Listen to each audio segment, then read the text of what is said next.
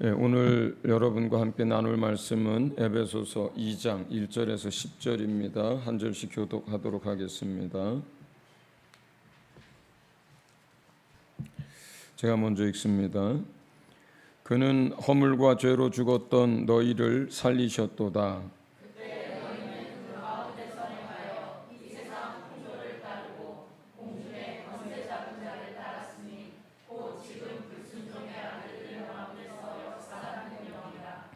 전에는 우리도 다 그 가운데서 우리 육체의 욕심을 따라 지내며 육체와 마음에 원하는 것을 하여 다른 이들과 같이 본질상 진노의 자녀이었더니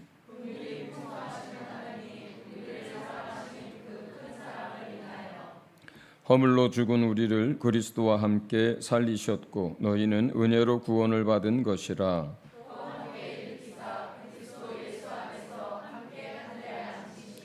이는 그리스도 예수 안에서 우리에게 자비하심으로써 그 은혜의 지극히 풍성함을 오는 여러 세대에 나타내려 하심이라.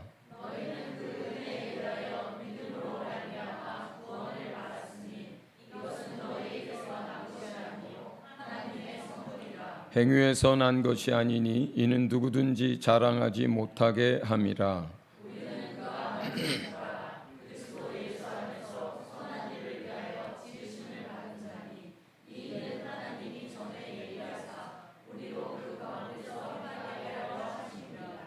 아멘. 2장 1절에 보면 허물과 죄로 죽었던 너희를 살리셨도다 이렇게 얘기합니다. 과거형으로 쓰여져 있습니다. 원문도 그렇고 영어도 다 그렇게 이미 죽었었던 자로 이렇게 기록되어져 있습니다. 어떤 사람들이 그래요.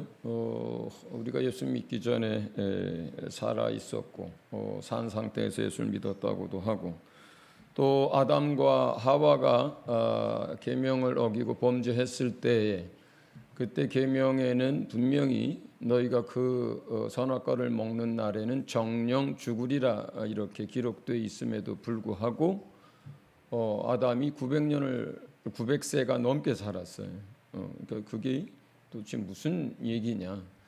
언제 죽는다 그랬어요? 먹는 날에, the day, 먹는 그 달에 죽는다 그랬거든요. 그런데 선악과를 먹고도 900살까지 넘게 살았단 말이죠.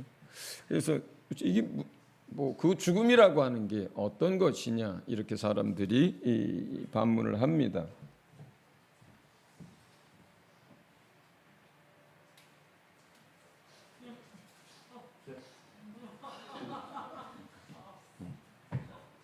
자, 이게 지금 살았어요, 죽었어요? 예, 반은 죽었다고 하고 반은 살았다고 하고 있습니다, 지금. 예, 더 정확한 아주 표현으로는 죽어가고 있답니다. 예. 자, 정령 죽었다라고 하는 것, 여기서 1절에서 허물과 죄로 죽었다라고 하는 것은 이 잎사귀의 이 줄기의 생명의 근원에서 끊어졌다는 뜻이에요. 이게 지금 가지에서 꺾였거든요. 뿌리에서 잘렸어요. 그런데 얘가 아직도 이렇게 빳빳이 고개를 들고 있는 까닭은 이 가지 속에 있었던 원래에 가지고 있었던 영양분과 생명 때문이에요. 그러나 생명의 근원에서는 끊어졌어요. 생명의 근원이 누굽니까? 하나님이 있어요. 모든 만물이 하나님으로 말미암아 생겨났어요. 생명의 근원이 하나님이에요. 영원한 생명이 하나님에게 있어요. 그 영원한 생명이신 하나님과 연결돼 있어야 영원히 사는 거거든요. 그런데 그 생명의 근원이신 하나님으로부터 선악과를 먹는 그날 끊어져 버린 거예요. 그러면 나머지는 무엇으로 살았느냐? 900년을 육체가 가지고 있는 육체 생명으로 산 거예요. 이해하셨죠? 그러니까 우리도 하나님을 모르고 살 때에는 누구와 끊어져 있었어요? 영원한 하나님, 그 생명의 근원이신 하나님과 내 영혼은 끊어져 있었어요. 우리가 산 것은 그 하나님으로 말미암아 공급되는 영원한 생명으로 산 게 아니라 육체가 가지고 있는 그 육체의 생명으로 살고 있었던 거예요. 그 육체의 생명이 다하면 어떻게 되겠습니까? 예.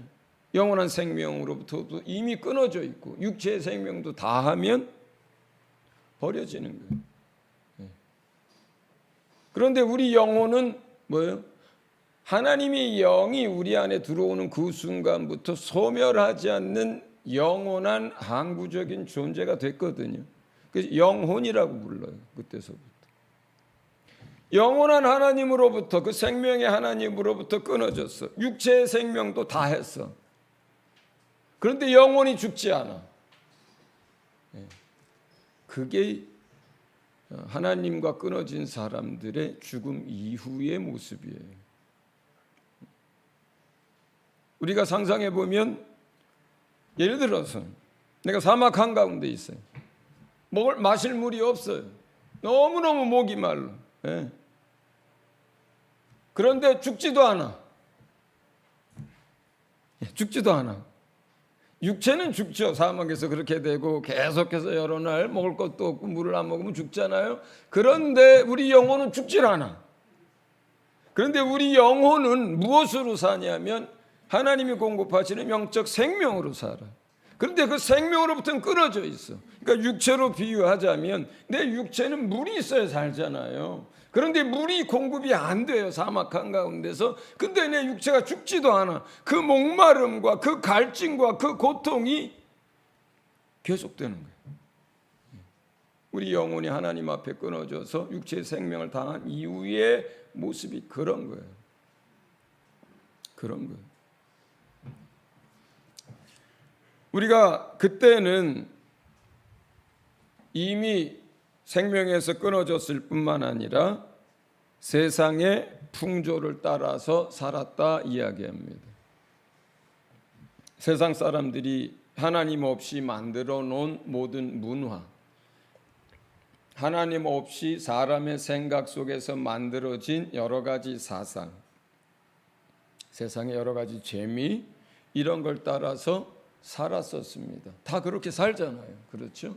그런데 그때에는 우리가 인식을 하든 못하든 중요한 한 가지 영적 사실이, 그 하나님을 알지 못하고 하나님을 떠나서 사는 사람들의 삶 속에, 그들의 마음 속에 뭐가 같이 역사를 했냐면 영적 존재들, 악한 영들.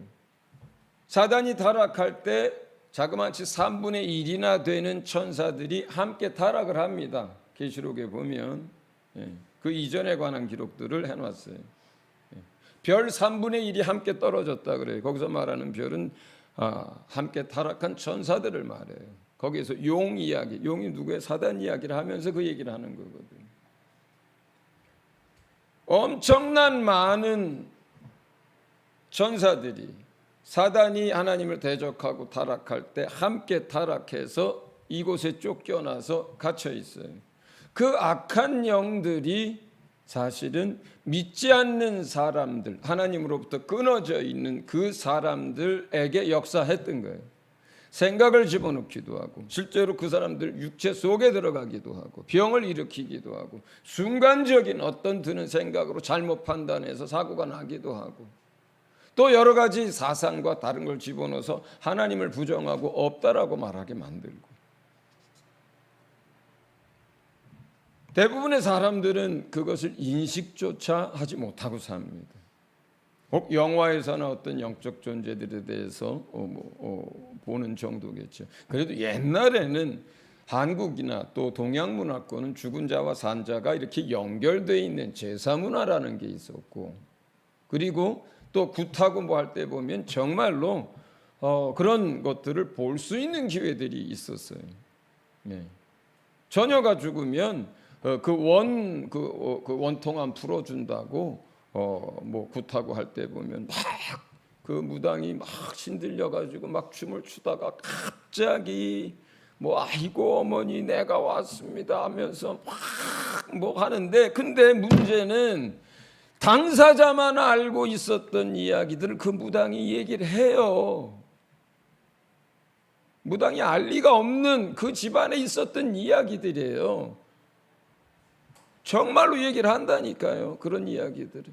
여러분, 작두 위에 타고 있는 그 여자가 작두 위에 무당이 올라서서 막 왔다 갔다 하는 거 본 적 있어요? 예. 내가 아는 어떤 사람의 언니가 실제로 그런 무당의 일을 했다고 하더라고요. 예. 저도 보지 못해서 얘기만 들었지. 제가 가끔 얘기합니다만 저희 작은 할아버지가 돌아가시고 나서, 암으로 돌아가시고 나서 딱 1년이 지나면 기제사를 드립니다. 기제사를 드릴 때 저희 어머니가 이제 제일 큰 집의 맏며느리였기 때문에 작은 집들의 이 제사를 다 이제 이렇게 관여하고 돌보고 그래요. 작은 할아버지 기제사 드리고 나서 보통 옛날엔 밤 12시에 드렸단 말이에요. 그리고 이제 집에 오면 한 2시쯤에서 잠 주무셨어요. 그런데 이제 새벽에 어머니가 깨셨거든요. 깨가지고 무슨 얘기를 하시냐면, 아이고 작은아버지가 꿈에 나타나셨는데 얘야 상에 숙주나물 빠졌더라. 그러고 가셨대요. 그래가지고 아침에 식전에 집안 식구들 밥도 안 차려주고, 저희 작은 집이 같은 동네에 이쪽 끝에 저쪽 끝에 있었기 때문에 가까웠기 때문에 거기를 이렇게 가셔가지고 찬장을 이렇게 열어본 거예요. 그랬더니 숙주나물이 잘 쉬잖아요. 그래가지고 숙주나물 해가지고 찬장 속에다 집어넣고 그걸 닫아놨기 때문에 깜빡 잊고 제사상에다 안 올린 거예요. 아니 근데 꿈에 작은 할아버지가 나타나가지고, 저한테는 작은 할아버지지만, 얘야 상에 숙주나물 빠졌더라. 이런 걸, 자, 여자가 그냥 맨발로 작두 위에서 왔다 갔다 하는 걸 여러분 어떻게 설명할 거예요? 예? 아무도 모르는데 그 기제사 때 그게 천사, 뭐 타락한 천사 그렇게 했든 실제로 작은 아버지 영혼이 왔든 어쨌든 간에 영적인 존재가 와서 그런 숙주남을 얘기하는 걸 어떻게 설명할 거예요? 저희 누이가 19에 죽었어요. 대학 입시 준비하다가. 그런 일을 겪으면은 굿하고 그러거든요. 뭐 죽은 사람끼리 결혼도 시켜주고 막 그래요. 그럴 때 막 그 찾아와서 본인과 가족들만 아는 얘기들을 제3자인 무당이 그런 걸 얘기하는 걸 여러분 어떻게 설명할 거예요?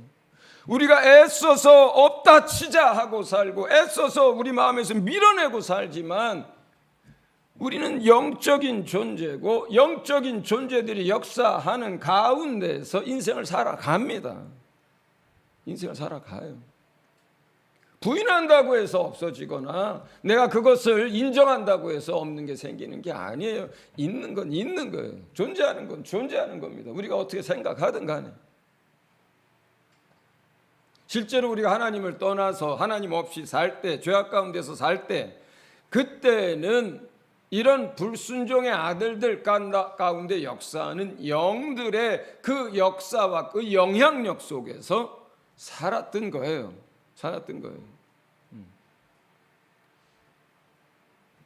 우리 가족들 가운데도 신내림이라든가 여러 가지 또 그러한 과거 경력들이 있어서 가족들이 우울증을 겪거나 정신적으로 힘든 사람들 아직도 많잖아요. 우리 주위에 한지 건너 있어요. 내 주위에도 많아요. 그게 다 뭡니까? 영적 존재들이 실존하고, 하나님이 실존하는 것처럼, 천사가 실존하는 것처럼 타락한 천사도 악한 영들도 실존합니다. 천사들이 우리를 돌보고 우리 가운데 역사하는 것처럼 그 악한 영들도 여전히 역사합니다. 그 속에서 사는 거예요. 그 속에서 사는 거예요. 그러나 악한 영들은 교묘하게 자신들의 존재가 없다라고 이렇게 계속 장막을 치고 천사가 있긴 어디 있냐고, 영적 세계가 있기는 어디 있냐고, 죽으면 끝나는 거고 다 소멸되는 거지. 그런 게 어디 있냐고. 그래야 자기를 숨겨야 어떻습니까? 하나님도 없다라고 사람들이 생각하기 때문에 그렇습니다. 천사도 있는 것이 눈에 보이듯이 보이고 악한 영들의 역사도 맨날 사람들 속에서 보인다면 사람들이 영적인 세계를 부인할 수 있겠어요? 하나님을 부인하겠습니까? 하나님을 찾지요. 절대자 하나님을 찾지요. 그러면 그렇기 때문에 이렇게 불신자들 가운데 세상 사람들 가운데 역사하는 영은 실제로 그렇게 역사를 하지만 자신들의 존재를 계속해서 가리고 없는 존재로 사람들에게 속입니다. 그러할 때 우리는 3절에 본질상 진노의 대상이었었다 이야기를 합니다. 우리가 하나님에 대해서 이해할 때 성경에서 하나님에 대해서 설명하는 가장 대표적인 첫 번째는 그가 거룩하다는 거예요. 하나님이. 근데 그 거룩함을 위한 하나님의 가장 대표적인 성품 두 가지가 있는데 하나는 공의로움과 하나는 사랑이에요. 우리가 하나님을 거룩하다 합니다. 그 거룩한 하나님이 공의가 없다고 치자고요. 죄고 뭐 더러운 거고 뭐 상관없다고 치자고요. 거룩하다 할 수가 없어요. 그 하나님을. 그 다음에 하나님에게 공의는 있는데 사랑이 없다고 치자고요. 그럼 그 하나님은 그냥 두려움의 대상일 뿐이에요. 그 하나님은. 그냥 두렵기만 한 대상을 거룩하다 이렇게 말할 수가 없어요. 하나님이 거룩하시다 할 때 하나님의 가장 대표적인 성품, 하나님을 하나님 되게 하시고 하나님을 거룩하다 우리가 칭할 수 있게 하는 하나님의 대표적인 모습 두 가지가 공의로우심과 의로우심과 또 하나는 자비와 긍휼의 그 사랑이에요. 사랑과 공의가 하나님에게는 같이 있어요. 그 어느 것 하나도 포기할 수 없는 거예요. 그 어느 것 하나도 부정할 수가 없습니다. 공의가 부정되잖아요. 그러면 하나님이실 수가 없어요. 사랑이 없어지잖아요. 하나님이실 수가 없어요. 그 공의 때문에 아들을 십자가에 내어준 거예요, 여러분. 공의 때문에 아들을 죽게 하신 거예요. 공의가 없다면 그래 내가 너희를 사랑하고 구원하기를 내가 원하니까 너희 죄 다 없는 거로 치자. 이게 안 되는 거예요. 하나님은 그분의 공의 때문에 죄를 지었으면 죄의 값을 지불해야 하는 거예요. 그런데 그 죄의 값을 우리가 지불하게 하지 아니하시고 하나님이 직접 당신의 아들의 생명값으로 지불하신 거예요. 이게 하나님의 공의예요. 그 공의 앞에 그 죄의 문제를 해결하지 않은 모든 인류는 진노의 대상입니다. 하나님은 사랑이시라 자비 하나님이시라 이렇게 얘기하는데 왜 지옥이 있겠습니까?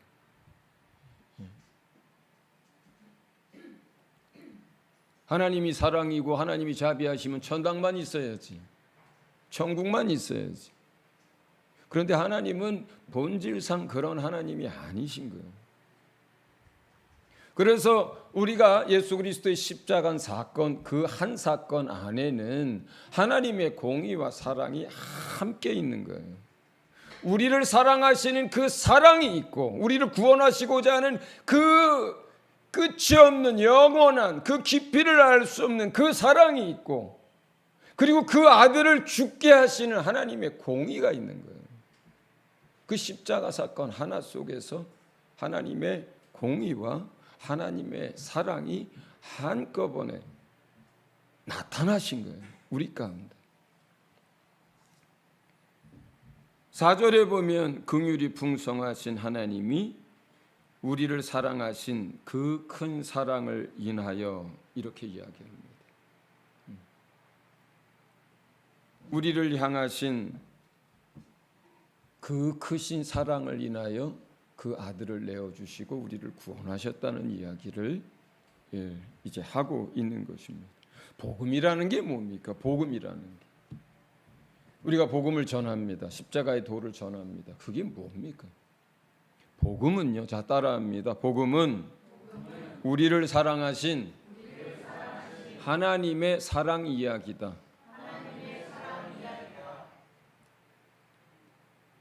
우리가 전하는 복음은 우리를 향하신 하나님의 사랑 이야기예요.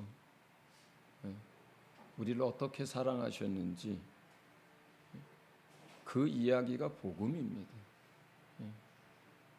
우리를 사랑하셔서 오래 참으시고, 우리를 사랑하셔서 구원의 길을 여시고, 우리를 사랑하셔서 그 아들을 내어주시고, 우리를 사랑하셔서 하나님이 예비하신 것을 우리에게 얻게 하신 이야기가 그게 복음이에요.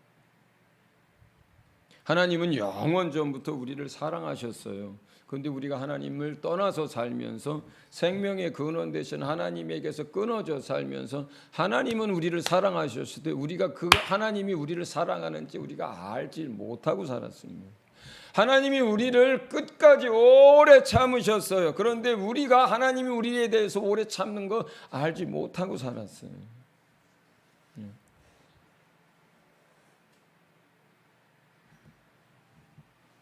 영원 전부터 우리를 사랑하셨고 우리를 향한 놀라운 축복의 계획들을 하나님이 가지고 계셨지만 우리는 그 하나님이 없다고 하고 또 하나님이 우리를 사랑한다면 세상이 왜 이렇게 돌아가냐고 하고 하나님이 살아계시다면 어떻게 이런 일들이 있을 수 있냐고 하고 우리가 하나님을 계속 밀어내고 하나님을 계속 부정하고 하나님이 계신지도 우리가 인정하지 않고 우상에 절하고 스스로 살고자 한 그때에도 우리가 그렇게 하나님 앞에서 원수 노릇을 할 그때에도 그 순간에도 하나님 단 한순간도 우리를 향한 사랑을 거두신 적이 없어요. 버리신 적이 없어요.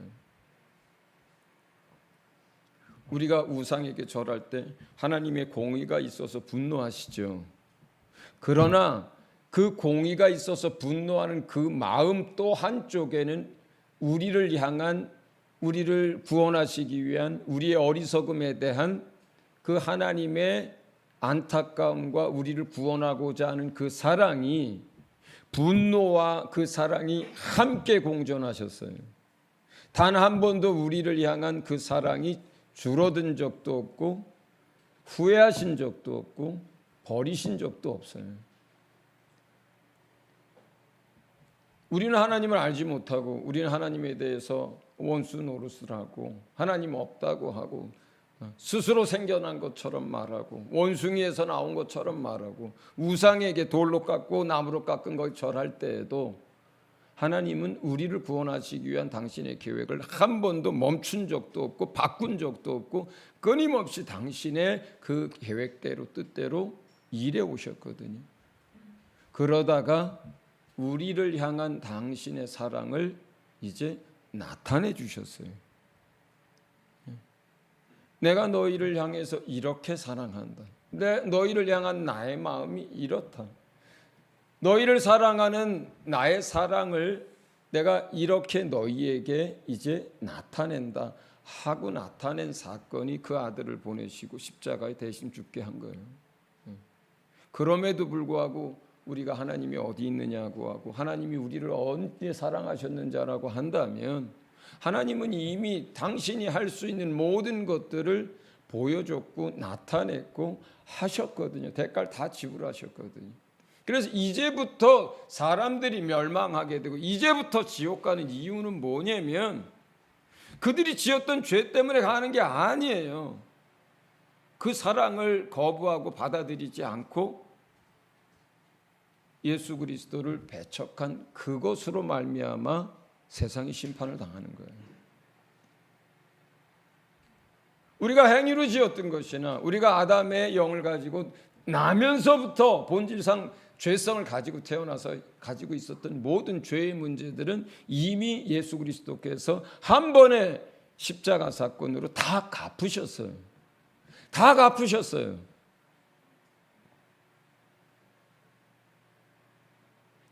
그래서 성령이 오시면 세상을 심판하고 또 세상이 잘못 알고 있는 것을 이제 알려주신다고 했는데 죄에 대하여라 함은 뭐라 그래요? 이제부터는 우리가 예수 그리스도를 믿지 않은 것이 죄라고 설명하시는 거예요. 거기서 말하는 죄라고 하는 것은 대가를 지불해야 할 그 죄를 얘기하는 거예요.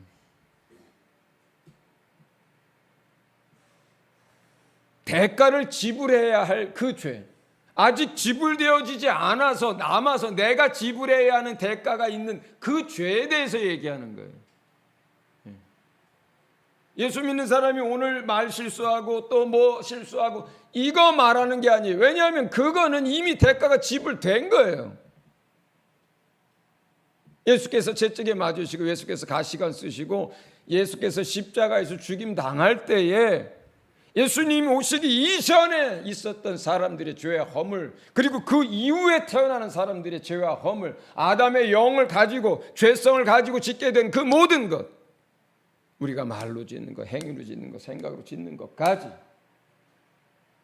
아담 안에서 그 죄성을 가지고 우리가 살면서 우리에게서 나타나고 열매 맺게 된 그 모든 것에 대해서는 뭐예요? 전부 지불된 거예요.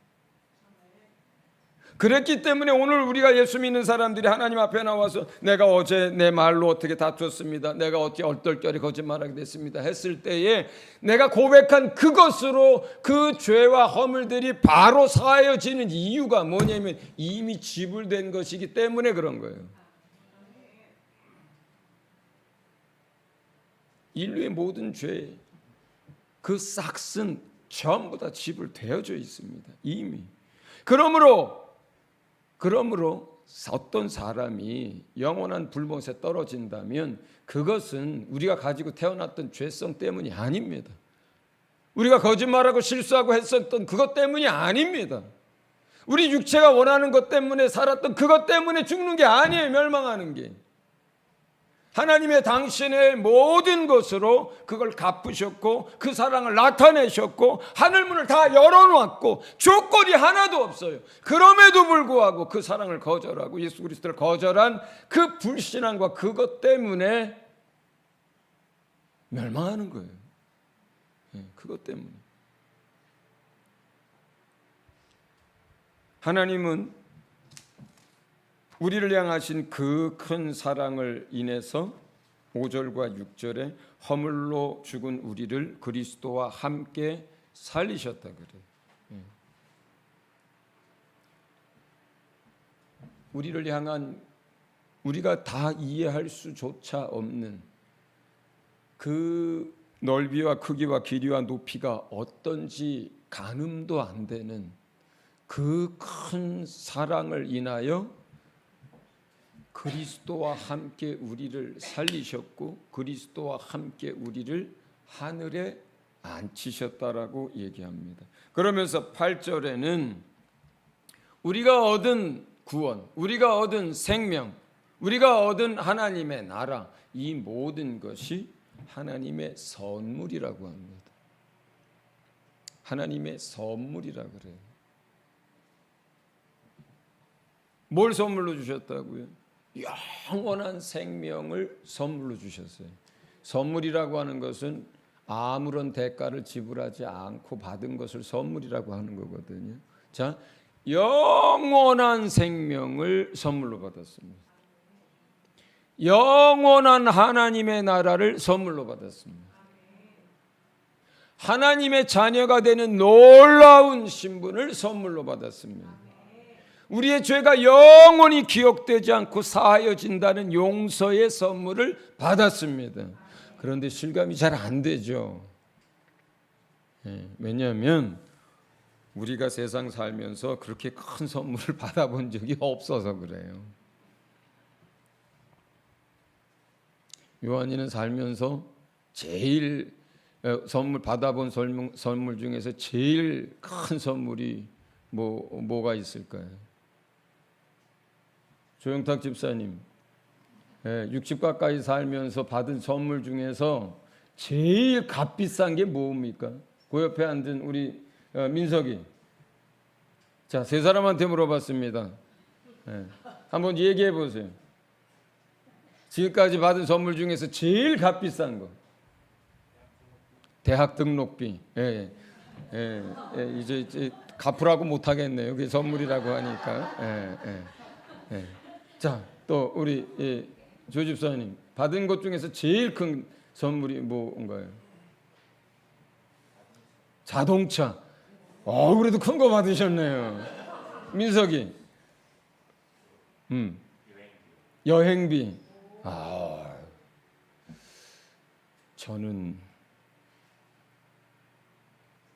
결혼하고 나서 아버지께 받은 전세자금. 네. 우리가 일평생 살면서요, 내가 대가를 지불하지 않고 받은 선물이라고 해봐야 자동차 한 2, 3천만 원, 네. 교육비 좀 들어갔어요 아들한텐. 전세자금 꽤 되죠. 그런데요, 여러분이 받은 영원한 생명이라고 하는 가치를 한번 생각해 보세요. 그게 얼마나 큰 가치이고 얼마나 큰 것인지 한번 생각해 보시라고요. 영원한 생명. 영원한 생명이 아니라 이 육체, 강건해봐야 몇 년 살지도 못하는 이 육체의 생명을 위해서도요, 세상의 모든 걸 다 지불합니다, 여러분. 육체 생명의 가치도 세상에 있는 그 어떤 것하고도 바꿀 수 없어요. 여러분 바꾸시겠어요? 안 바꿉니다. 이 몇십 년 살다 죽고 헐게서 와서 헐그로 돌아가는 육체의 가치도 그렇게 큰데 영원한 생명의 가치가 얼마나 크겠어요, 여러분. 선물로 받았다. 선물. 여러분의 죄사함이라고 하는 그 가치, 여러분이 지은 죄, 우리가 가지고 있었던 죄 때문에 지불해야 할 그 죄값이 뭡니까? 우리의 영원한 생명이었어요. 육체의 생명만이 아니라 우리의 영원한 생명이었어요. 그 영원한 생명을 지불해야만 갚을 수 있는 죄사함이라고 하는 것을 우리가 그냥 선물로 받은 거예요. 하나님의 나라. 사람들이 이해할 수 없기 때문에, 물질 세계에 살면서 물질이 존재하는 방식으로밖에 이해를 할 수 없기 때문에 그 하나님의 나라 설명하면서 온갖 보석 얘기며 온갖 찬란한 얘기며 이런 거 한 거예요. 비유예요, 비유. 우리가 이해할 수가 없어서 그 하나님의 나라가 얼마나 놀랍고 아름답고 선하고 완전한지를 이해할 수가 없어서 사람들이 세상에서 제일 좋아하는 것으로 병 없이, 아픔 없이, 고통 없이 보석처럼 가꾸어진 어떤 성 이야기, 길바닥 이야기를 한 거예요. 여기 비유입니다, 비유. 사람들이 이해할 수가 없어서 그렇게 비유한 거예요. 그런데 우리가 하나님 믿고 하나님의 은혜 아래서 살아보니까 어떻습니까? 손가락에 수억짜리 다이아몬드 끼워진 거, 저는 아직 뭐 그런 건 경험은 없지만 어쨌거나 저는 다이아몬드가 아주 뭐 이렇게 하나도 이렇게 사모가 되질 않습니다. 그 뭐 먹을 수도 없는데.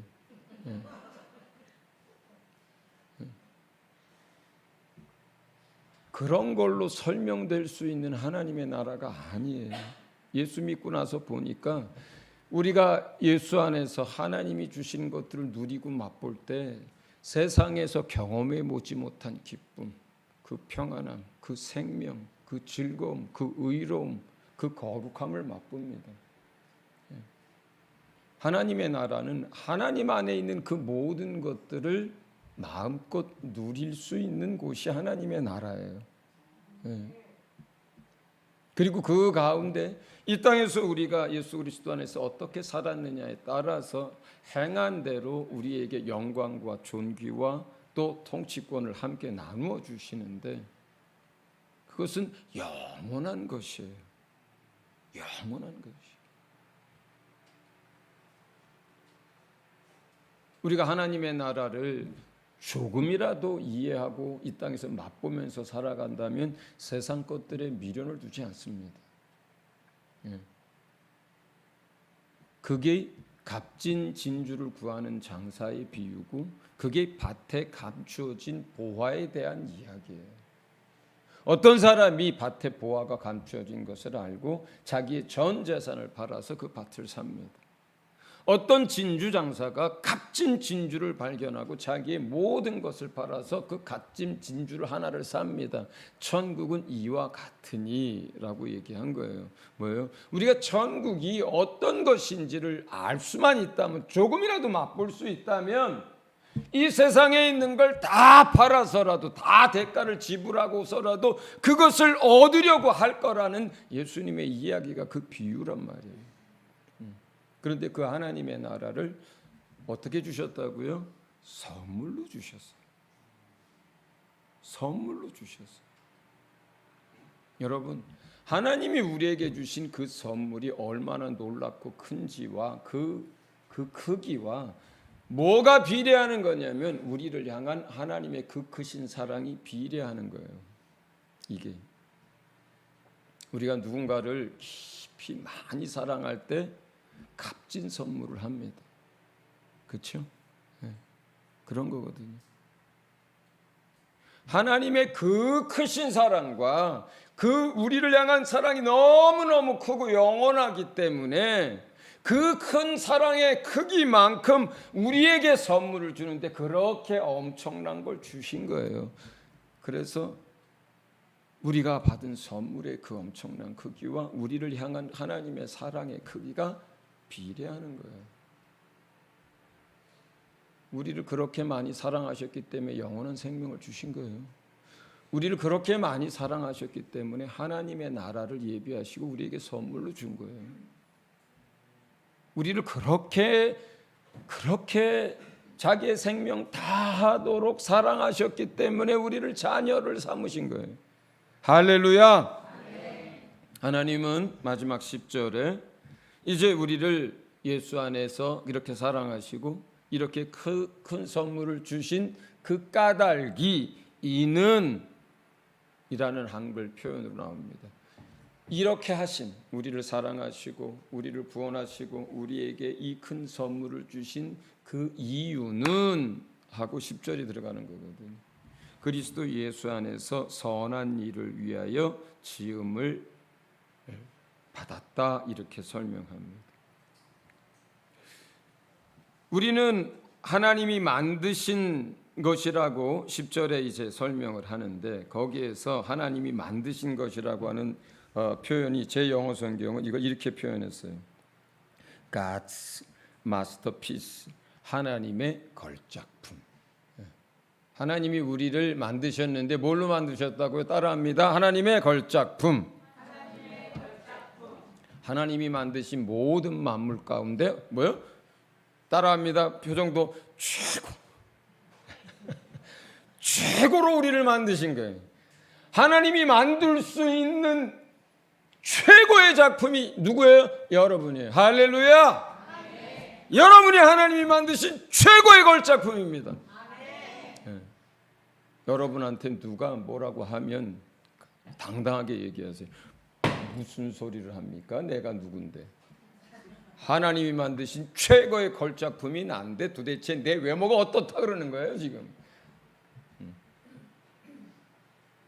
하나님이 우리를 하나님의 전능하심과 하나님의 지혜와 하나님의 인내와 하나님의 능력과 하나님의 지식과 하나님의 모든 걸 다 쏟아부어서 최고의 걸작품으로 우리를 만들어 주셨는데 이유가 있는 거예요. 하나님 안에서 하나님이 계획하신 그 하나님의 말씀이 이루어지는 그 선한 일들을 위하여 이 땅에서 그 선한 일들을 나타내도록, 영원한 하나님의 나라에서 그 선한 일들이 우리를 통해서 이루어지도록 하기 위해서 우리를 최고의 걸작품으로 만드셨다 그래요. 그러면 하나님의 선한 일이 무엇인지 또 알아야 되잖아요. 그렇죠? 그거는 또 다음에 이게 설교가 좋아도 30분 넘어가면은 은혜가 자꾸 까먹어지기 때문에 그 다음에 말씀을 드리기로 하고, 자, 여러분은 하나님이 만드신 최고의 걸작품입니다. 따라합니다. 나는 하나님이 만드신 최고의 걸작품이다. 아니, 너무 짧아. 그러니까 죄를 길게 해야 되는 거예요. 다시 한번 따라합니다. 나는 하나님이 만드신 최고의 걸작품이다. 할렐루야. 여러분을 향한 하나님의 사랑의 그 크기를 여러분 평생에 알아가시길 바랍니다. 여러분이 받은 하나님의 선물이 얼마나 영광스러운 것인지를 여러분 사는 날 동안에 더 많이 알아갈 수 있길 예수 이름으로 축원합니다.